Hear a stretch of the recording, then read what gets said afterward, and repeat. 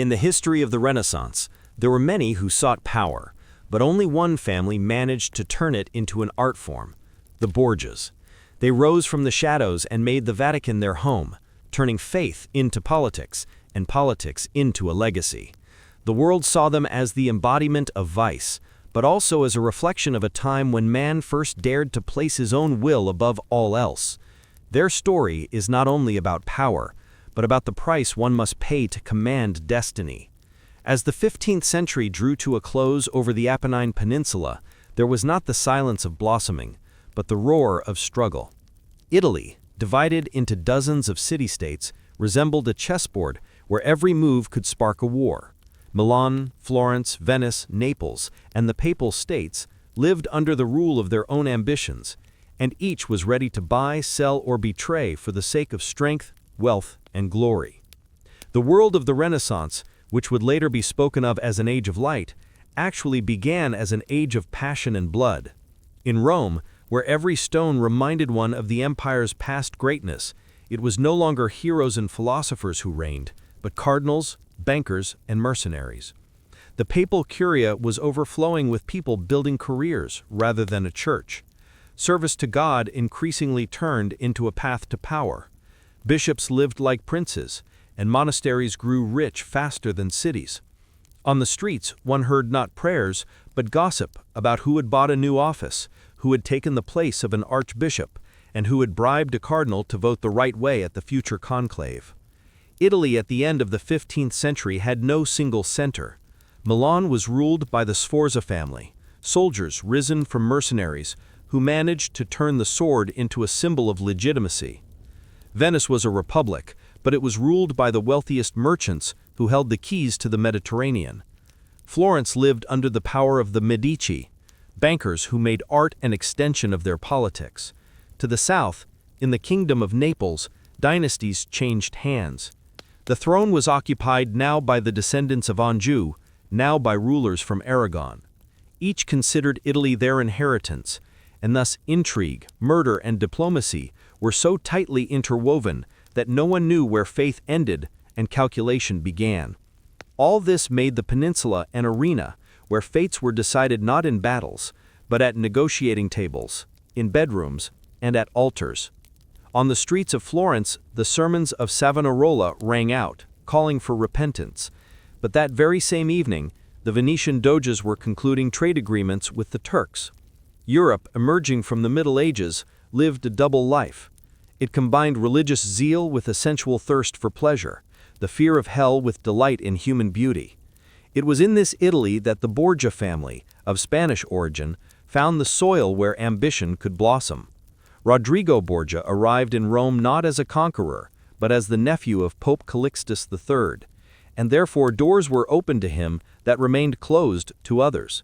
But by this time, Rome had already learned to accept such men, those who understood that here everything is bought, and that without gold there is neither holiness nor strength.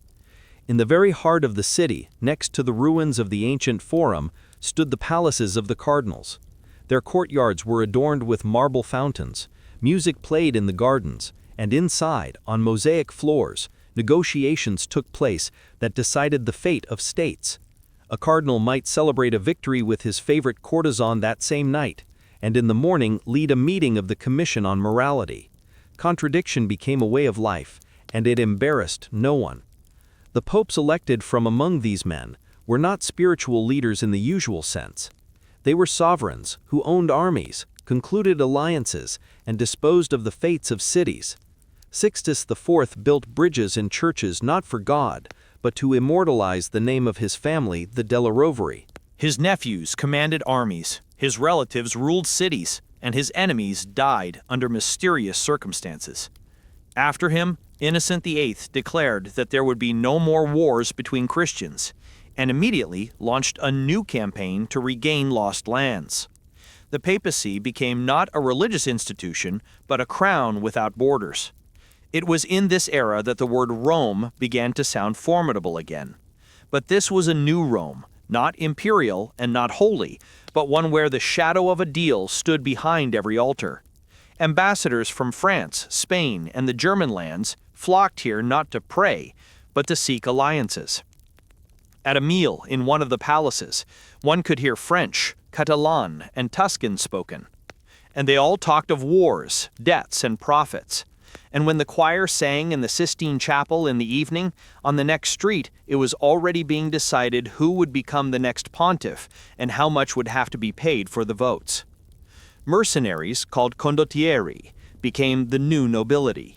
Men like Bartolomeo Coglioni or Francesco Sforza forged their destiny with the sword and quickly turned into dukes.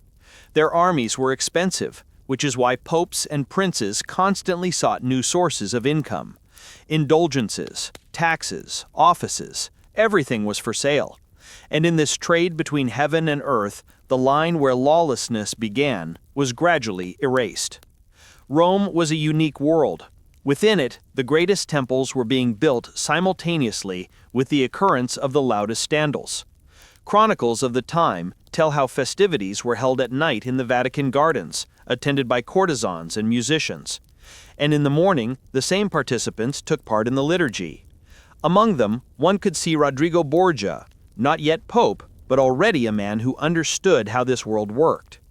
One letter from a Florentine merchant states, "Rome lives not by commandments but by coins. Here gold rings louder than bells." And indeed, he who possessed means could achieve anything.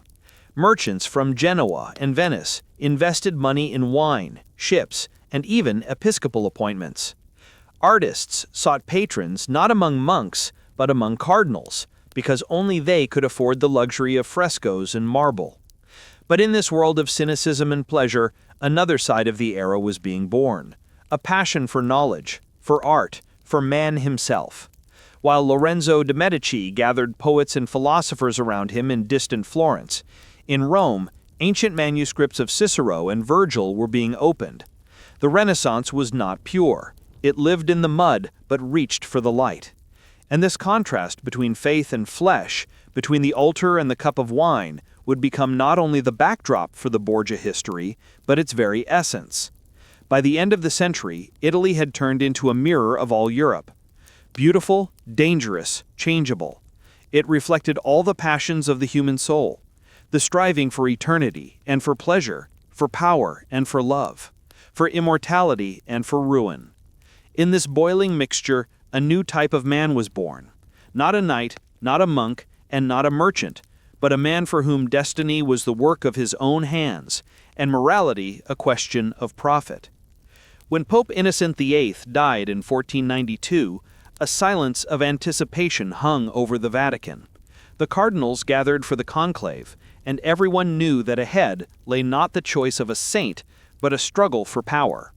Among them was the man from Valencia, Rodrigo Borgia. Everyone knew his name. His wealth was immense, his influence boundless. He knew how to wait, how to speak, and when necessary, how to remain silent.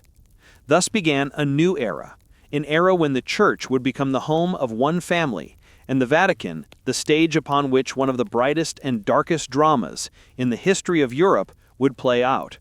The Borgia family came to Italy not as conquerors, but as people who knew how to wait. Their roots went back to Spanish Valencia, a city where the worlds of Moors and Christians intersected, where merchants and priests lived side by side, and a word held no less power than a sword. Rodrigo Borgia was born in 1431 into a family that already knew the value of a career in the church. His uncle, Alfonso de Borgia, was a clever and cautious man, and fate brought him to Rome, where he soon became pope under the name Calixtus III. He was the first Borgia to sit on the throne of St. Peter, and he opened the way for the others. When Rodrigo appeared in the capital of the Christian world, he was about 20 years old, a youth with soft features, thick hair, and dark eyes. He possessed what was valued in the Curia no less than knowledge, the ability to speak, to win people over, and to inspire trust. Calixtus III made him a cardinal and vice-chancellor of the Holy See, a position that meant power over the entire papal administration. And even then, it became clear that this young man knew not only how to listen, but how to govern. Calixtus III died in 1458, and with him ended the first short era of Spanish influence on the throne. But Rodrigo did not return to Valencia.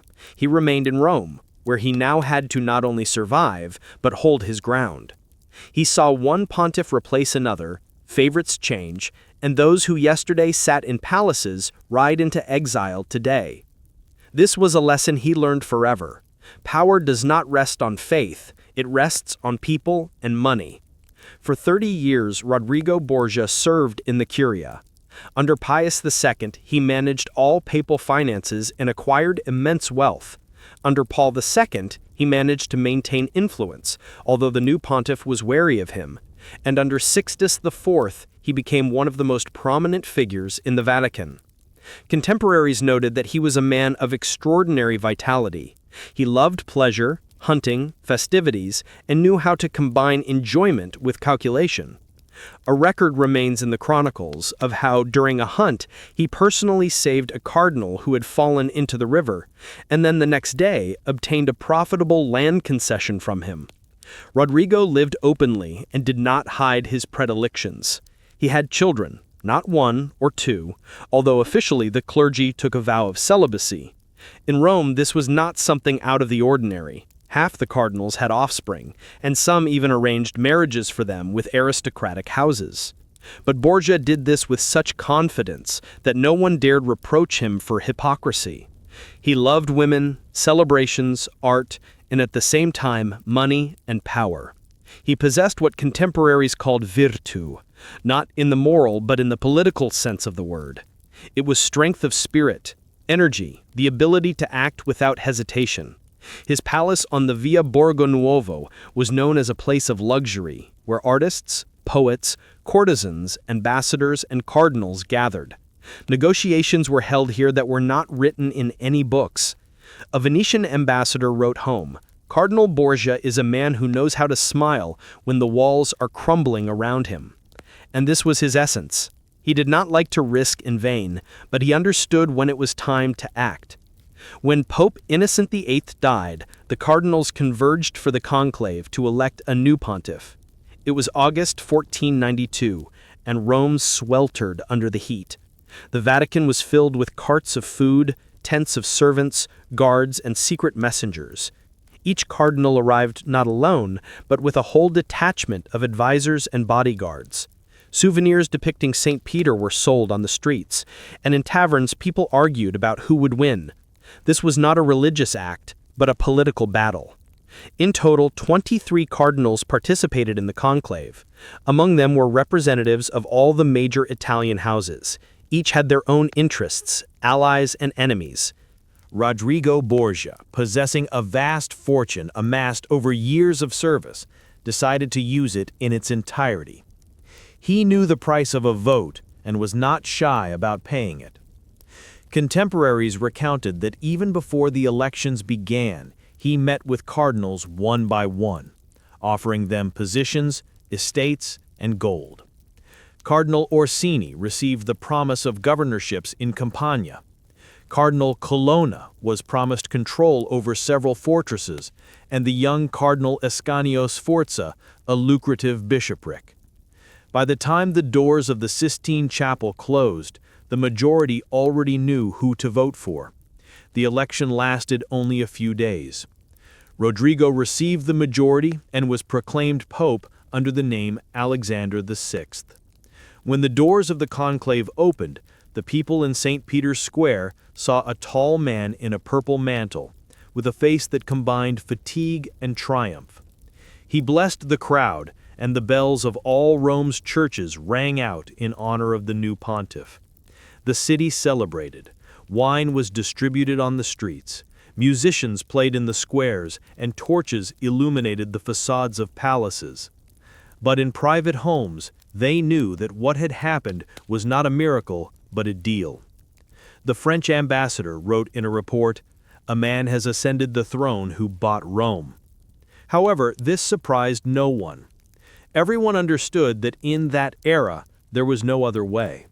Alexander VI assumed office with 40 years of experience and a whole network of alliances behind him.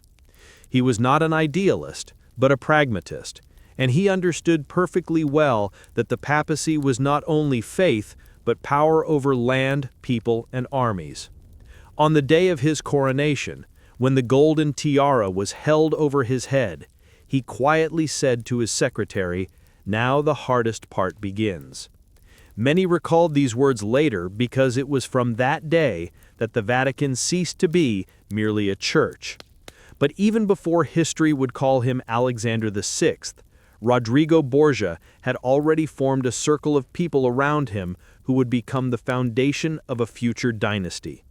His son, Cesare, then still a youth, was studying in Perugia.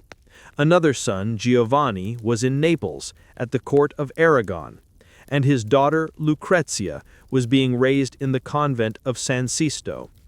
He knew that the future depended on the family, and he prepared each of them for their role.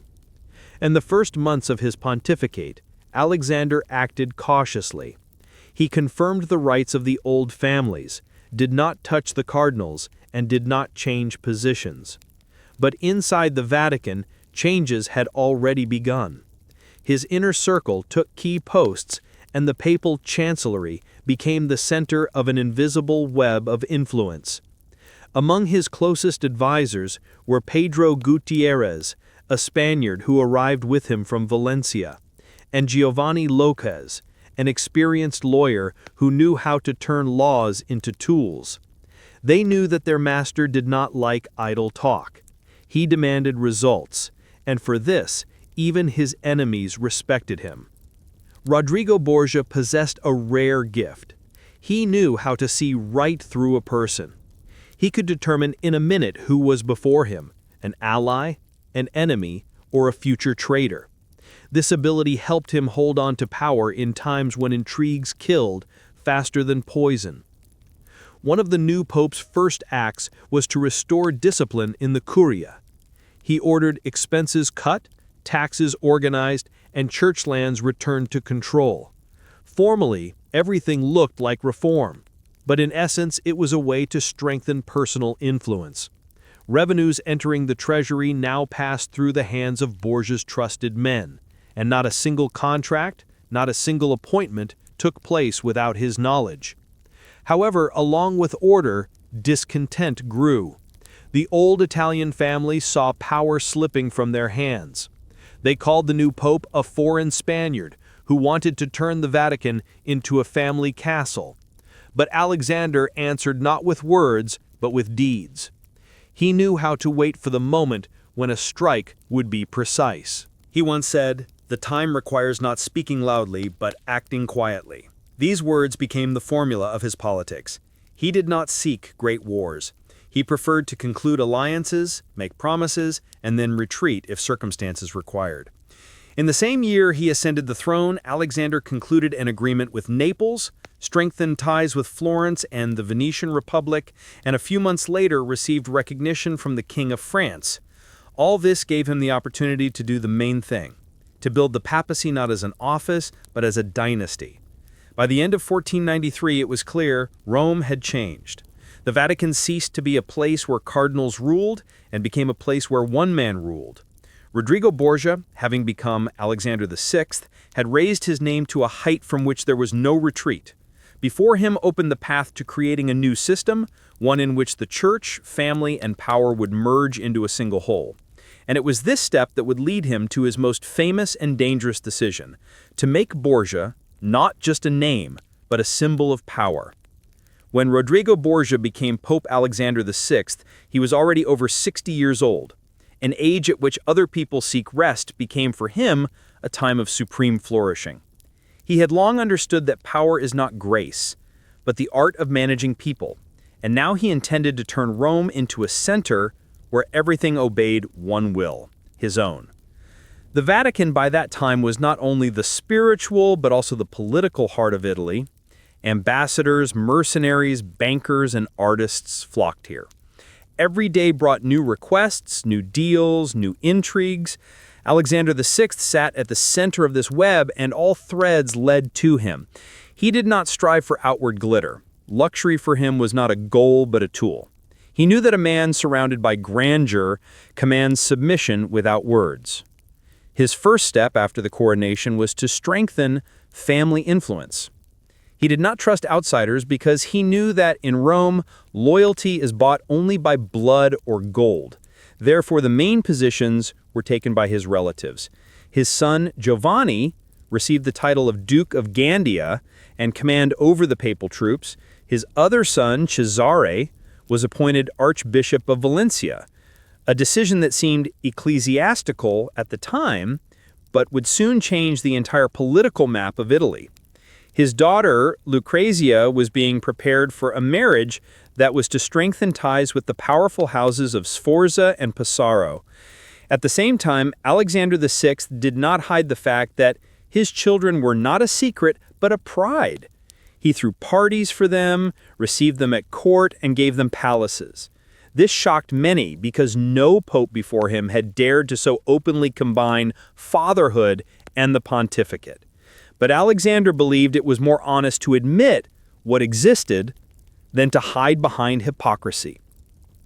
One of the most notable events of the early years of his reign was his romance with Venosa de Catane, a woman of Roman society known for her beauty and intelligence. She was 20 years younger than Alexander and, according to contemporaries, possessed a lively mind, a gentle character, and the ability to charm. Venosa lived in a luxurious house on the Via Borgo, not far from the Vatican, where she received guests, artists, and poets. Alexander visited her openly, and in Rome, people spoke of this as freely as they did of the affairs of the papal curia. For his children by Venosa, he spared nothing. When the infant Cesare was born, in reality Cesare was an adult by the papacy, likely referring to a celebration of his advancement, Alexander threw a lavish celebration in honor of it. Thousands of torches were lit in St. Peter's Square. Musicians played until morning, and the Pope himself watched from the balcony, smiling and blessing the crowd.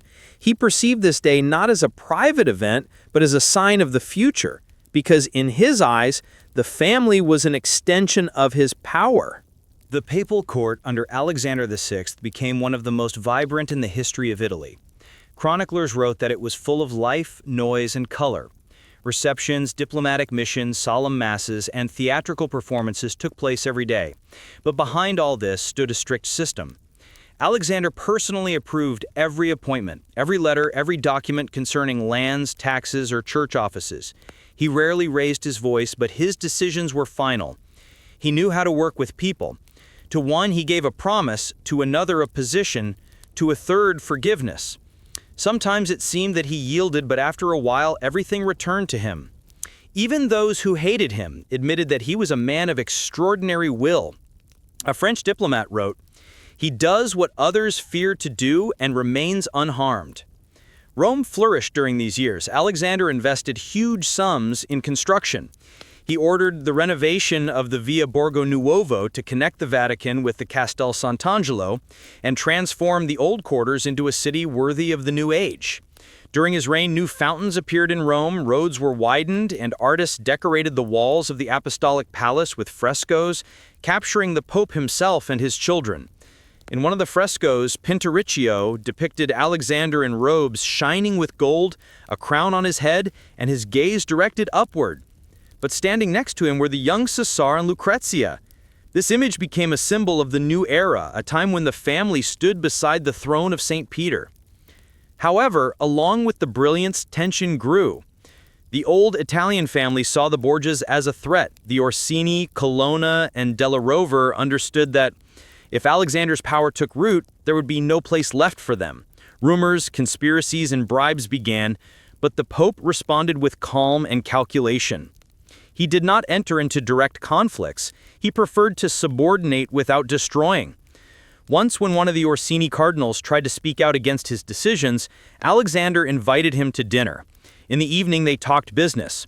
Wine flowed like water, and in the morning, the cardinal left the Vatican with a gift, a new title, and lands. From then on, he became the Pope's most devoted supporter. This was typical of Alexander. He did not take revenge. He turned a man around, transforming an enemy into an ally. There were those who did not yield. In 1497, his son Giovanni, the Duke of Gandia, died. His body was found in the Tiber River with multiple wounds to the chest. The news shook Rome. Alexander did not leave his chambers for several days, ordered an investigation, but the killer was never found. Many suspected Cesar, although there was no proof. This death became a turning point. After it, Alexander became more cautious, more restrained, and even more determined to consolidate power. From that moment, Cesare Borgia occupied a special place in his life. Alexander saw in him what others lacked: intelligence, bravery, and ruthlessness. He began to prepare him not for a spiritual career, but for a military one. In those years, Italy was plunged into new wars. The French king, Charles VIII, entered the country, carrying with him a sword and the idea of conquering Naples. Alexander acted flexibly. First, he tried to keep the peace, then concluded an alliance, then betrayed his allies when it became profitable. He was not a warrior, but a politician who believed that battles are won not by the sword, but by the pen and promises. During his pontificate, Rome became a center where all the powers of Europe converged. Alliances between France and Spain were concluded here, marriages were discussed, lands were distributed. One letter from a Florentine ambassador of the time says, "Rome today is not a church, but the world in miniature." Alexander knew that every power was watching him and used this. He approved or condemned wars, crowned kings, confirmed borders.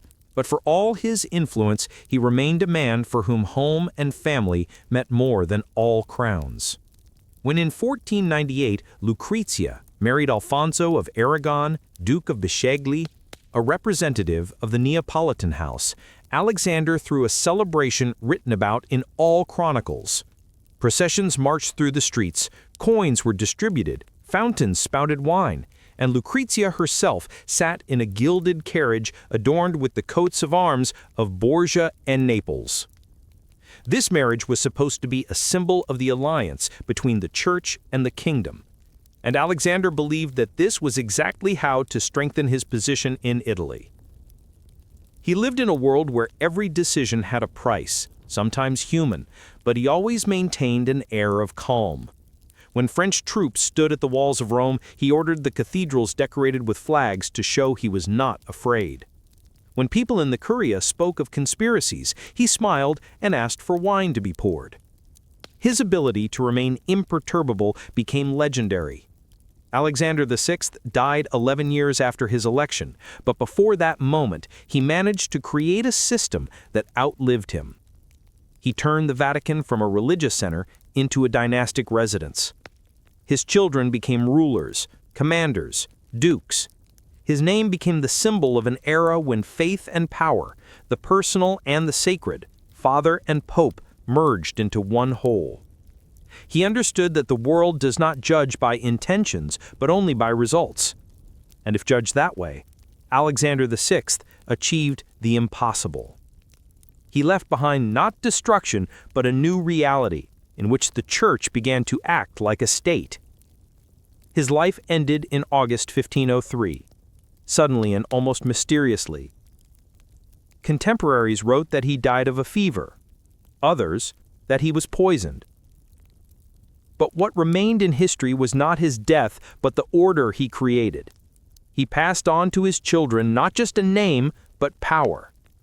And now, as Rome prepared for new storms, the one whom his father had been preparing all his life stepped into the foreground. The man destined to combine sword and cross, fear and admiration. This was Cesare Borgia, the Pope's sword and the man about whom Machiavelli would write. When Cesare Borgia returned to Rome after the death of his brother, Giovanni, Pope Alexander VI saw in him not just a son, but an heir of will. He was born not to serve, but to command. His youth was spent amidst the luxury and intrigue of the Vatican. His childhood in a house where power was the heir and calculation the law. However, until a certain moment, fate intended a church career for him. As a teenager, he became Archbishop of Valencia, and then a cardinal. And yet, as contemporaries noticed, there was no peace of a spiritual man in his eyes.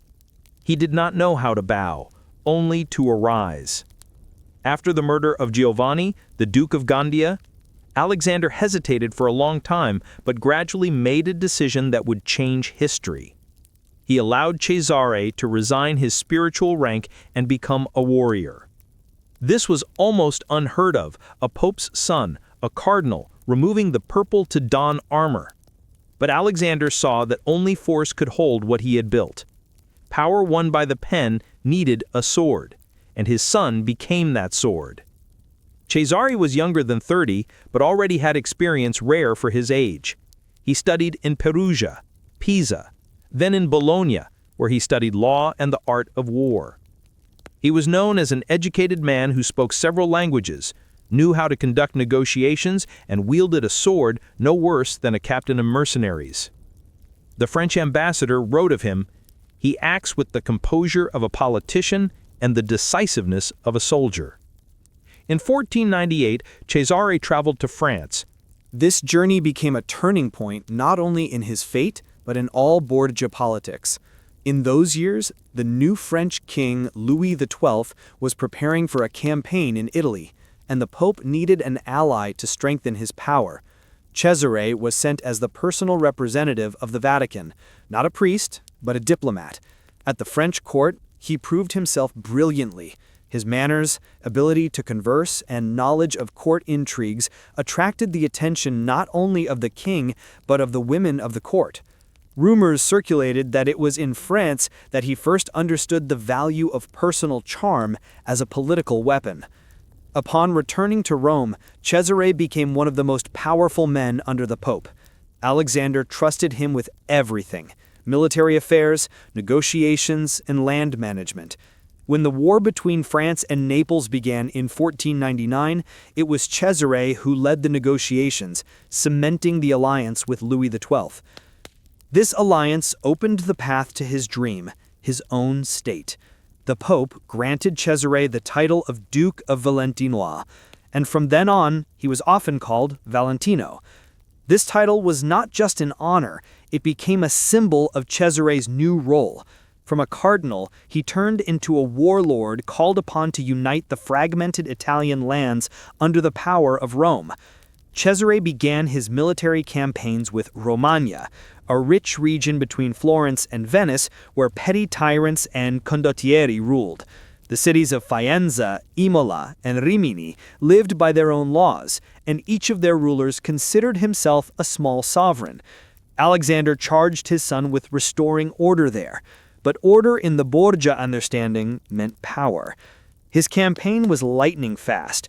In 1499-1500, he moved north with an army composed of French soldiers and Italian mercenaries.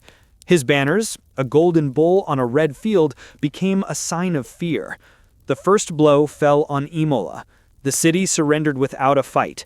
Then followed Faenza, where the young lord was only 17 years old, Astore Manfredi. Cesare promised to spare his life, and indeed did not execute him immediately, but soon the youth died in a Roman prison. Historians debated whether it was murder, but in Italy, everyone understood a Borgia does not leave enemies alive. Then came the turn of Forli, ruled by the famous Caterina Sforza, a woman known for her pride and bravery. She locked herself in the fortress of Ravaldino and refused to surrender. Cesare besieged her, and after long battles, the fortress fell.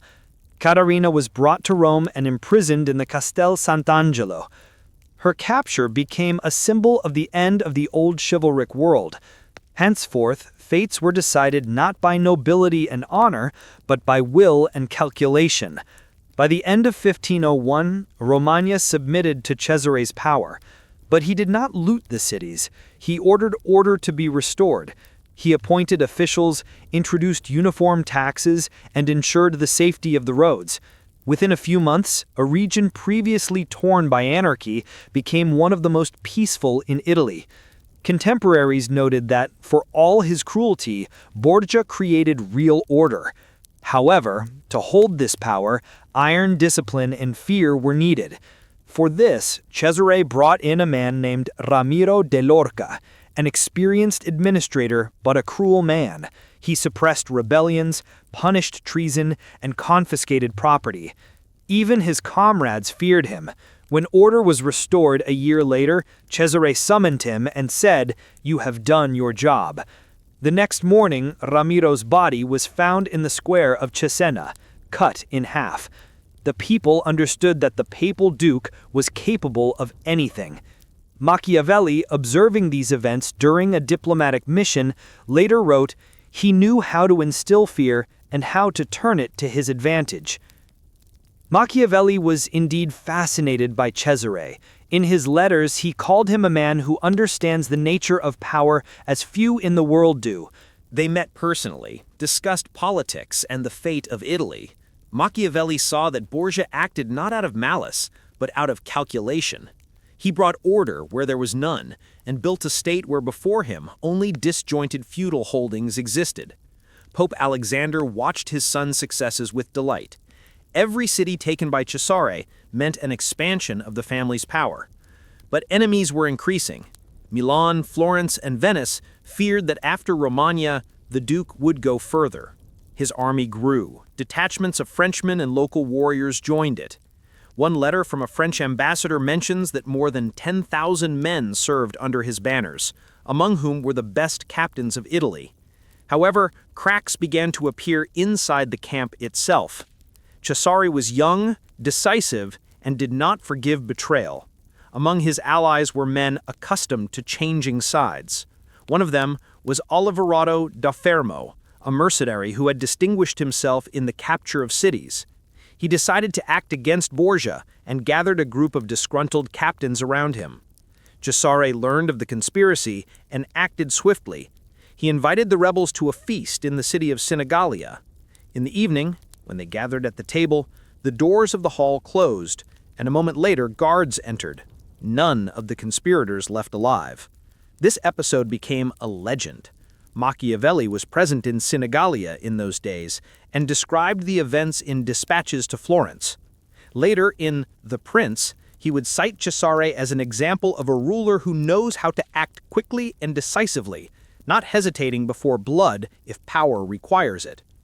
By 1502, Borgia power reached its apogee. He controlled almost all of central Italy. His army stood at the borders of Florence and Naples. He distributed titles, appointed viceroys, and minted coins with his name. In his palace in Imola, ambassadors, artists, and scholars gathered. He wanted to create not just an army, but a state of a new type, where order and strength serve a single goal. But fate, which he managed so confidently, was preparing a blow for him. In the summer of 1503, Pope Alexander VI died suddenly.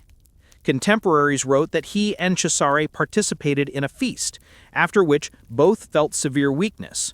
Rumors of poison circulated, but the truth remained a mystery. Alexander died, and Cesare, gravely ill, fought for his life for several weeks. At this time, his enemies raised their heads. The cardinals rushed to elect a new pope, and eventually his old adversary, Giuliano della Rovere, ascended the throne, becoming Julius II. Cesare realized he was alone. His troops scattered, his allies betrayed him. He tried to hold on to power, but the new pope ordered his arrest. Borgia was imprisoned in the Castel Sant'Angelo, then handed over to the Spanish. After several months of imprisonment, he escaped to Navarre, where he entered the service of the king, his brother-in-law. There, far from Italy, his life ended. In 1507, during the siege of the fortress of Viana, Cesare died fighting face-to-face with the enemy. He felt pierced by spears and died as he wanted, with a weapon in his hands, not in a dungeon. His body was found stripped, and one of the soldiers, not knowing who it was, said, "He died like a warrior." Thus ended the path of a man who wanted to create a new state and change the fate of Italy. His name became a legend, his image a symbol of power that knows no fear. Machiavelli, writing about him, said, "If fate had not changed its course, he would have achieved what no one else could." And indeed, had it not been for the death of his father, the betrayal of allies, or the jealousy of Pope Julius II, the world might have seen a new Italy, under the rule of one man. But history left us not his empire, but his image. The image of a ruler who acted without pity, but with reason, and became the mirror of the entire Renaissance era. When Lucrezia Borgia came into the world in Rome in 1480, her fate had already been written by another's hand. She was the daughter of Rodrigo Borgia and Venosa de Catane, a girl born in an age when women of noble families were not individuals, but instruments of dynastic politics. But Lucrezia's life became an exception. Passing through humiliation, gossip, and arranged marriages, she managed to become one of the most respected women in Italy. Her childhood was spent in the shadow of the Vatican. In those years, Rodrigo was not yet pope, but already held high posts in the Curia. The Borgia house was full of guests, music, conversations about politics and art. The girl was taught literacy, languages, dancing, singing, and needlework. According to the testimony of contemporaries, she grew up a quiet and obedient child, distinguished by a gentle disposition and rare beauty.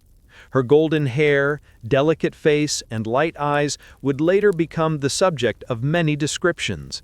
But in her early years, Lucrezia looked more like an attentive student than a princess. When Alexander VI was elected pope, she was only 13 years old. From that moment, she turned into one of the figures on the political chessboard. Just a year later, her father married her to Giovanni Sforza, a relative of one of the most powerful houses in Italy. This union was intended to strengthen relations with Milan, and the wedding itself became an event spoken of throughout the country. Chronicles have preserved descriptions of the festivities. In Rome, within the hall of the Apostolic Palace, thousands of candles shone. The walls were decorated with flowers, and the bride herself walked to the altar in a dress of white silk with gold embroidery. Musicians played lutes, and guests, among whom were cardinals, diplomats, and ambassadors, said that Lucrezia was the embodiment of innocence. She smiled, not knowing that her life no longer belonged to her. The first years of marriage passed quietly, but the political map of Italy changed too quickly. The alliance with the Sforza lost its importance, and Alexander VI decided to break it. Giovanni Sforza fled Rome, realizing that resistance was impossible. Then the Pope began the procedure for annulling the marriage, claiming that the union had not been consummated. For that time, this was a humiliation, especially for a man. In revenge, Sforza spread rumors that Lucrezia had relations with her father and brother. These rumors flew across Italy. The name Borgia became synonymous with debauchery. Contemporaries wrote that Lucrezia took this scandal hard. She retired for several months to the convent of San Sisto, where she lived in silence, engaged in reading and prayer. The Pope, realizing that his daughter had become a victim of political games, soon decided to arrange a new marriage for her. Lucrezia married Alfonso of Aragon, Duke of Bisceglie, a relative of the King of Naples. This union was to strengthen relations with Naples and balance the influence of France. The wedding was lavish, and Alexander VI threw celebrations in honor of the newlyweds that were written about in all the chronicles of Europe. Processions marched through the streets of Rome, fountains spouted wine, and the bride was greeted like a queen. Rumors circulated that Cesar himself led his sister to the altar, and that there was a special affection between them. These rumors would later become fertile ground for myths, but then they merely reflected that brother and sister were indeed close. The marriage to Alfonso was happier than the first. Lucrezia gave birth to a son, Rodrigo. She managed the household, received scholars and poets, organized musical evenings, and was famous for her kindness and gentleness. However, this peace did not last long. After Cesare's return from Romagna, relations between the Borgias and Naples deteriorated. Alfonso, who supported the family's enemies, became a political threat. In July 1500, Alfonso was severely wounded on the street near St. Peter's Basilica. He was taken to the Vatican apartments, and Lucrezia personally nursed him. Contemporaries described how she did not leave her husband's bedside, prayed, fed him, and hoped for recovery. But a few weeks later, when the wounds had almost healed, Cesare's men burst into the room. They strangled Alfonso right before the eyes of his servants. This death was a breaking point for Lucrezia. She retreated to a convent, where for a long time she received no one. The Pope tried to comfort her, but his daughter no longer believed in comfort. From then on, she realized that her life was forever linked to power, and that the only way to survive was to become strong. In 1501, Alexander decided to marry Lucrezia off for the third time. Now, it was not just about a marriage, but about an alliance that could strengthen the Borgia position in northern Italy. The choice fell on Alfonso d'Este, the heir to the Duke of Ferrara. This union was beneficial to both sides. The Borgias gained an alliance with one of the most noble houses. The d'Este gained the patronage of the Pope. Negotiations were difficult. The court of Ferrara was wary of Lucrezia. Rumors about her past, about the death of her husband, about scandals in Rome made them doubt. But Alexander showed persistence. He offered a huge dowry, 100,000 ducats, jewelry, and even titles. In the end, Ferrara agreed. The wedding took place in January 1502. Lucrezia's journey from Rome to Ferrara became a triumph. She traveled accompanied by carriages, horsemen, musicians, and at every stop she was met by the inhabitants of the cities. Chronicles preserve descriptions of how she entered Ferrara to the ringing of bells and the shouts of the crowd.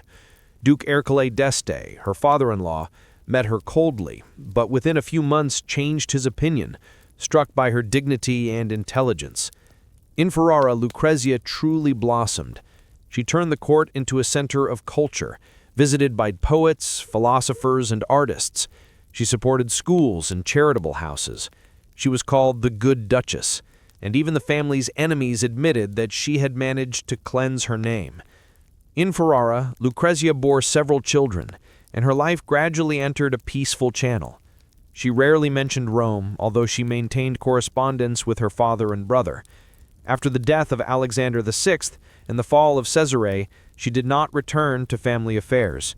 She lived quietly, caring for her children and the city, which she governed during her husband's absences. When war broke out between Ferrara and Pope Julius II in 1512, Lucrezia showed extraordinary resilience.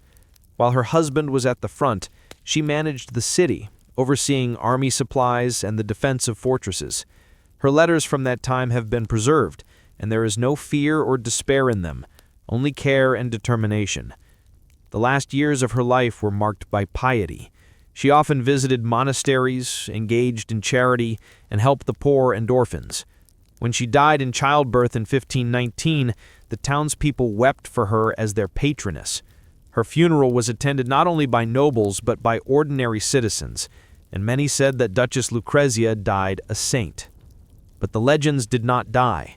Europe continued to see in her the image of a seducer, a poisoner, an instrument of intrigue. Writers and painters made her the heroine of terrifying stories, where she appears as a woman with poison in a ring and a smile hiding crimes. The truth was different. Lucrezia Borgia became a victim of a myth created by politics and fear of her family name. Many years later, when reading chronicles of the Renaissance in the Vatican, a historian wrote, "She was innocent, but lived among the guilty." This phrase best describes her fate. She began as a pawn, but finished as a princess who managed to maintain dignity in a world where honor was worth less than power. Her life is a story of how a person born in chaos was able to find peace. And when contemporaries recalled Lucrezia's name, they spoke not of scandals, but of the fact that under her hand, Ferrara became a city of light, music, and peace.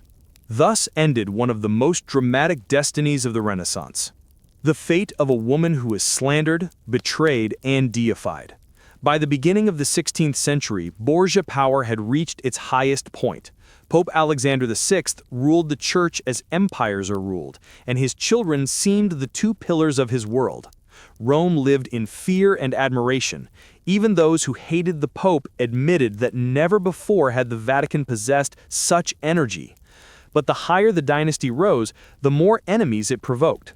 And when the force holding everything together weakened, the system collapsed almost instantly. In those years, Italy was already tiring of constant wars. French kings interfered in the affairs of Naples and Milan. The Spaniards strengthened themselves in the south. Venice fought for trade, and the Florentines changed allies with the same ease with which they changed fashion. Amidst all this confusion, Borgia power evoked fear, not only for its harshness, but for its unpredictability. Pope Alexander managed the church like a state, acknowledging no one's influence. He appointed cardinals, transferred lands to his son, created his own armies, concluded marriages, and broke alliances depending on the political wind. For many in Europe, he became a symbol of the degeneration of spiritual power. Irritation grew within the Curia itself. The old families had not forgotten how Alexander had stripped them of lands and influence. They endured because they knew the Pope had strength and a son ready to spill blood. But behind every feast, every banquet, every victory, there already stood a tension that lived in the basements of palaces, in secret letters, in monastery cells where cardinals whispered about the future conclave. In the summer of 1503, fate gave them a chance. In August, a feast was held in the Vatican, one of those where wine flowed like a river, attended by musicians, courtesans, and ambassadors. Alexander VI was in good spirits. Affairs were going successfully. Cesare was returning from Romagna with new lands, and the alliance with France seemed solid. The next day, the Pope felt a sudden weakness. A few hours later, he grew worse. Doctors spoke of a fever, malaria, but rumors instantly spread another explanation: poison. 10 days later, Alexander VI died. The news swept through Rome. No one wept. Crowds took to the streets shouting that the end of the curse had come. People attacked the palaces of cardinals and tore Borgia coats of arms from the walls. That which only yesterday inspired terror now provoked a thirst for revenge. The Vatican emptied, the guards disappeared, and even the closest servants fled. The Pope's body could not be buried for a long time. Ambassadors saw him lying in his chambers. His face turned blue, his skin darkened, and the smell of death filled the hall. One witness wrote, "Never have I seen a body so disfigured, as if Rome itself rejected its master." Cesare was gravely ill during these days. His strength was fading, and he could not even rise to give orders. Those who had sworn loyalty to him disappeared. The city, which had recently belonged to the family, became hostile. Cardinals hastily assembled a conclave, and the banners of the Orsini and Colonna reappeared on the streets. The choice of a new pope became the moment of truth. Cesare supported Cardinal Piccolomini, hoping he would maintain the previous policies. Piccolomini did indeed become pontiff under the name Pius III, but he lived only 26 days. Disease, old age, or poisoning, chronicles do not agree. And soon, Alexander's old enemy, Giuliano della Rovere, ascended the throne of St. Peter, becoming Julius II. Julius II was a man of a different mold. He hated the Borgias not only as rivals, but as a symbol of the papacy's shame. Upon becoming pontiff, his first act was to order the arrest of all Alexander's supporters and strip them of their positions. Castles and lands gifted by the Borgias were declared the property of the Holy See. Coins with their coats of arms were melted down, and frescoes depicting Alexander were ordered to be painted over. In the corridors of the Apostolic Palace, even inscriptions with the name Borgia were erased. Rome rejoiced, but along with hatred for the former rulers, a sense of emptiness appeared in the city. During the years of their power, people had become accustomed to order, albeit cruel. Now everything returned to chaos. Cesare, weakened and isolated, realized he controlled nothing anymore. He tried to negotiate with Julius II, promising obedience, but the Pope did not believe him. The Duke was arrested and sent under guard to Naples, and then to Spain. Fate treated him cruelly. The man who held an army and cities under his hand found himself a captive. But even in this position, he maintained his dignity. In one letter, he wrote that nothing is eternal except the name. While he fought for his life far from Rome, in Italy itself, everything they had built was crumbling. Romagna was seized by the old Signory. The Vatican turned back into an arena for cardinal intrigues. Borgia allies hastily switched to Julius's side. Those who swore eternal friendship to Alexander now publicly condemned his immorality. A Florentine ambassador reported home, "Rome is cleansing itself of filth, but strength is leaving with it." This was true. Borgia power, for all its cruelty, held Italy in equilibrium. After their fall, a new wave of wars began. French troops entered the country again. The Spaniards fortified themselves in Naples. Battles for Milan began in the north. Lucrezia, located in Ferrara, endured events in silence. She did not participate in politics, but knew about everything. In letters to friends of those years, she wrote, "Fate has turned against us, but no one can take a person's memory away." She continued to rule Ferrara, support artists, care for her children, and avoid talk of Rome. Her court became the last island of peace at a time when all Italy was plunging into turmoil.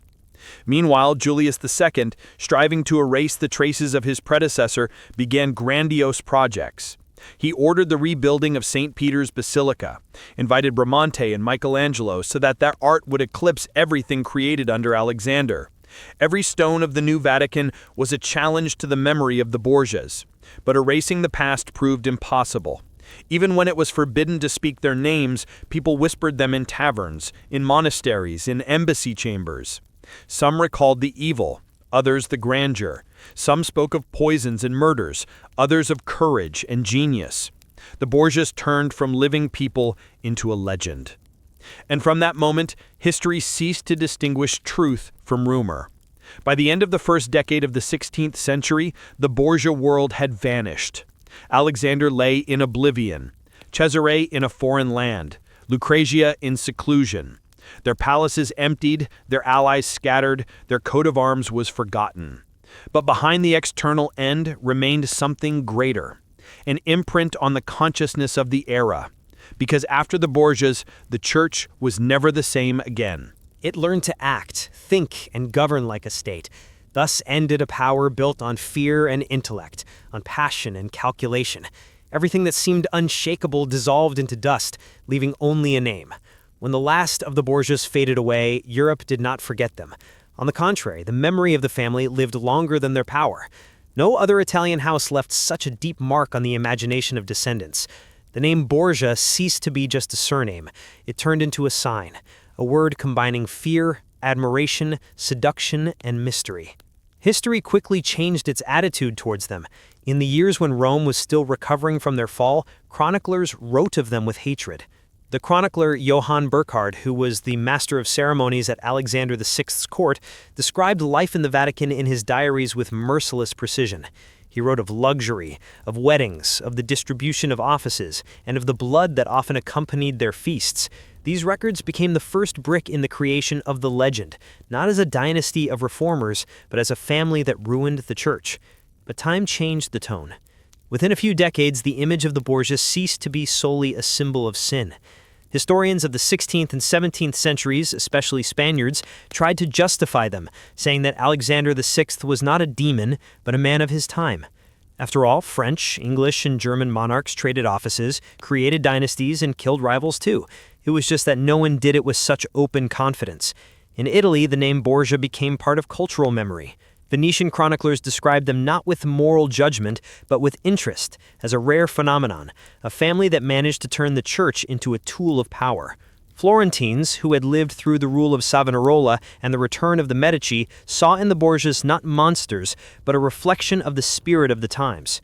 The Renaissance was an era when man tried to take fate into his own hands, and the Borgias did this without repentance and without the cloak of sanctity. Over time, the legend grew. In the 17th century, plays and chronicles appeared in Europe in which Alexander VI was depicted as a tyrannical pope surrounded by poisons, mistresses, and secrets. French writers turned his court into a symbol of a depraved Vatican. English Protestant preachers placed his name in the same rank as Judas and Nero. But simultaneously, another line appeared in these same plots: admiration for strength, will, and intellect. In an age when faith was giving way to reason, Cesar Borgia became for many an example of the new man, one who creates the world without fear of God. Machiavelli, who observed him from the inside, was the first to turn Borgia into a philosophical figure. In the treatise The Prince, written shortly after their fall, he wrote, If fate had not hindered him, he would have achieved the greatness to which he aspired. For Machiavelli, Caesar was not a villain, but a model of political genius who understood that power rests not on mercy, but on determination. Since then, his name has become a symbol of amoral but rational power, one where success justifies the means. In subsequent centuries, this image experienced new incarnations. In the 18th century, philosophers of the Enlightenment saw in the Borgias an example of how religion and power can mutually corrupt each other. Voltaire wrote that Alexander VI was the first realist pope who clearly showed the world the true nature of the church of his time. For him, this was not an accusation, but a diagnosis of the era. In the 19th century, on the wave of Romanticism, the history of the family acquired a new, almost theatrical appearance. Novelists, painters, and composers turned to their fate as a drama about love, power, and death. Victor Hugo wrote the tragedy Lucrezia Borgia, where his heroine is not a monster, but a woman bearing the curse of her family name. In Donizetti's opera, created from this plot, Lucrezia appeared as a mother seeking redemption. This was a turning point. From a symbol of sin, she turned into an image of human tragedy, a woman forced to live with guilt ascribed to her by others. Her brother Cesare did not disappear from art either. In Renaissance painting, his portraits were attributed to Raphael, though there is no direct proof of this. On 19th century canvases, he was depicted in golden armor, with an aquiline profile and a gaze turned aside, the gaze of a man who sees further than others. In novels and chronicles, his life served as an example of how genius and ruthlessness can combine in one person. Alexander VI remained an ambiguous figure in history. For the Catholic Church, he was a disgrace for a long time. They tried not to speak his name.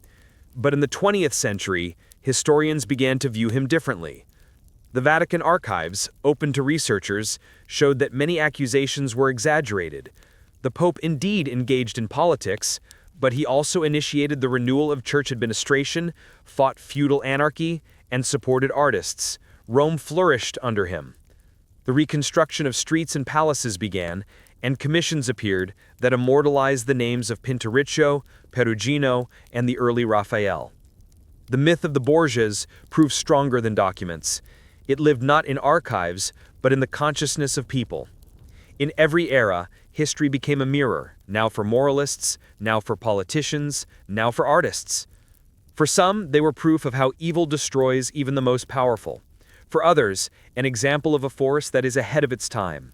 Even in our time, the name Borgia continues to resonate. Their image comes alive in books, films, series, and paintings. In them, the same question that tormented Machiavelli arises again and again. Is it possible to be great without becoming cruel? But behind the legend remains a human story. Alexander, who wanted to make the family eternal. Cesare, who dreamed of uniting Italy. Lucrezia, who strove to find peace.